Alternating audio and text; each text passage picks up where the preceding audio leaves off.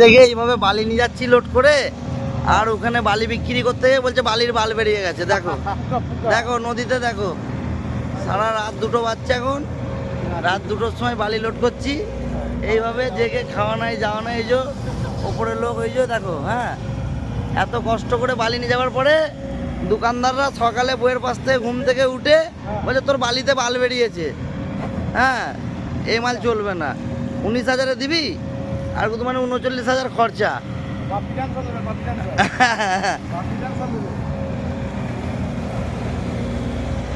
গোটা নদী জলে থই থই করছে। দেখো গাড়ি পর্যন্ত জলে নেমে গেছে, দেখো গাড়ির চাকা পর্যন্ত জলে, হ্যাঁ গাড়ির চাকাটাও জলে আছে। আর লোক ভাবছে আমরা পাইপ দিয়ে জল মেরে নিয়ে যাচ্ছি বালি, বুঝলে, বলছে পাইপ দিয়ে তোরা জল মেরে নিয়ে যাচ্ছি।